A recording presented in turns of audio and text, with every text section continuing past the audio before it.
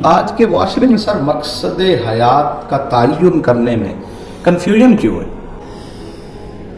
ہاں کنفیوژن جو ہے نا یوسف صاحب، مٹیریلسٹک مائنڈ ہے، مادی سوچ ہے کہ بدقسمتی سے ہم اسی دنیا کو جب یہ سوچ غالب آ جاتی ہے، اب کوئی کہے گا تو کہے گا، ہر کوئی کہے گا میں آخرت پہ ایمان رکھتا ہوں، لیکن ہماری سوچ، ہمارا طرز زندگی ایسا نہیں ہے بدقسمتی سے۔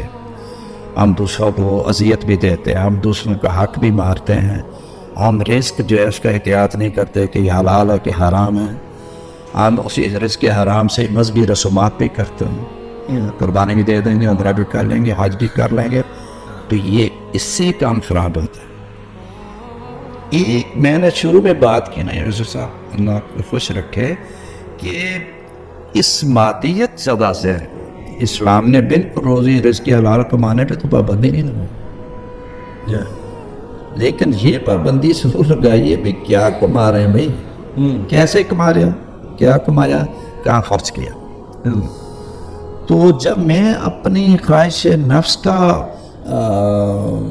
پیروکار ہو جاتا ہوں تو پھر میں امتیاز بھول جاتا ہوں نیکی اور بدی کا، پھر میں رشوت سے بھی باز نہیں آتا، پھر میں کمیشن سے بھی باز نہیں آتا، تو پھر میں چلتا جاتا ہوں اس برائی کی دلدل میں، تو اس سے مسائل پیدا ہوتے ہیں۔ اس وجہ سے یہ زیادہ ہے۔ اگر اور یہ اس میں آج کل یہ بھی ایک بڑا مسئلہ ہے، اس سے ریلیٹڈ کئی چیزیں ہیں۔ ہماری تربیت کے لیے، میں کسی کو جملہ اچھا نہ لگے تو میں معافی پیش کی معذرت کر لیتا ہوں، ایک مسجد ہوتی ہے، ایک درسگاہ ہوتی ہے، ایک خانقاہ ہوتی ہے، صحیح؟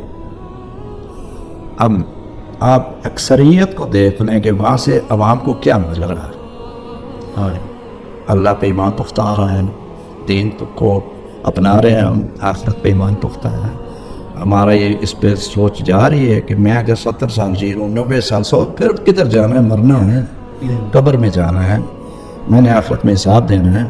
تو یہ جو آپ کے انسٹیٹیوشن ہے، اللہ ماشاء اللہ تین جو ہے، اس سے وہ انہوں نے اپنا کام، درسگاہوں کا بھی دیکھ لیں کیا ہے، دنیاوی درسگاہ ہو یا دینی درسگاہ ہو، ہمیں چاہیے کہ ہم لوگوں کو اللہ اور اس کے رسول سے جوڑیں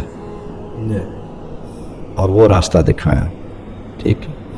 تو میں اس پہ بات کروں گا تو پھر کچھ شاید نامناسب جملہ نہیں، پھر خانقاہوں کو دیکھ لیں، پھر اب مساجد کو دیکھ لیں، پھر اسی کو دنیاوی ادارے ہو یا دینی ہوں، استثناء بہت کم سا ہے، تھوڑا سا دنیاوی اداروں میں، اس میں انسان سازی جو ہے نا وہ کم ہو گئی ہے، وہ نہیں ہے۔ ہم ڈگری ہے، ٹیکنیکس ہیں، ایگزامینیشن کی نمبر کیسے آ رہے ہیں، ٹھیک ہے، بہت نمبر آ رہے ہیں، لیکن اچھے انسان کہاں گئے، پیدا ہونے کدھر گئے، کم ہو گئے۔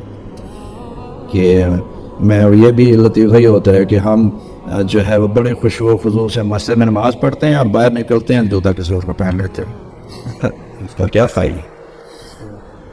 میں اگر قربانی کر رہا ہوں اور میں رشوت لے کے قربانی کر رہا ہوں تو پھر کو بھی نہیں دے گی، میں نے تو فرمایا پاکیزہ مال اللہ کی راہ میں خرچ کروں۔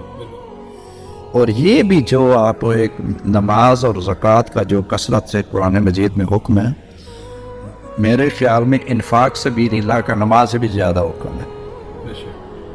اور حرام ذرائع جو ہیں، جن کے سب سے بڑا سود ہے،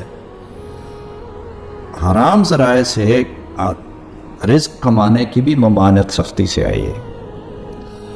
تو پھر ایک رزق پاک ہو، حلال ہو، اور دوسرا کا مصرف اچھا ہو۔ آپ رزق حلال کما رہے ہیں، آپ کے پاس بہت پیسہ ہے، اور شام کو جا کے شراب پی لیں یا جوا کھیل لیں تو فائدہ تو نہیں ہے، اس کو اچھی جگہ پہ خرچ کریں۔ اور یہ جو ایک اور میں اس سے ریلیٹڈ، اسی سے ہمارا، اسی وجہ سے ہمارا جو خاندانی زندگی ہے وہ متاثر ہو رہی ہے کہ بیٹا باپ کو گولی مار رہے ہیں، ہم پڑھتے ہیں واقعے میں، کیوں؟ وہ جی وہ میرے باپ نے دوسری شادی کر لی، اس سے بھی بچے ہو جائیں گے تو جائیداد چلی جائے۔ اولڈ ایج ہوم دیکھ لیں، کیا ہے جی، وہ ماں پڑھی ہے، باپ پڑھا ہے، کیا ہے جی، ڈاکٹر ہے، انجینئر ہے، باہر ہے، اندر بیٹھا، وہ بہت پیسہ ہے اس کے پاس، ایک ماں کو نہیں سنبھال سکتا۔ اس کے بہت اور یہ جو مادی سوچ ہے اس کا نقصان میں کہتا ہوں امجد زوال ہے امت پہ، لیکن ہمارے معاشرے کا جو بڑا زوال ہے وہ اخلاقی زوال ہے. صحیح کہ آج کی سوسائٹی میں ہم برائی کو برائی نہیں سمجھتے. ایسا بھی تو ہو رہا ہے کہ بہت برائی رشوت کو کوئی برائی نہیں سمجھتے. آپ جس دفتر چلے جائیں کہیں کچھ نہیں ہے، دیہڑی لگانے دیہڑی لگانے. پھر جو میں نے پہلے لفظ بولا پھر بولتا ہوں تک یاد ہے کہ خدا کا واسطہ اللہ رسول کے لیے رضا کے لیے دوسروں کا احساس کریں.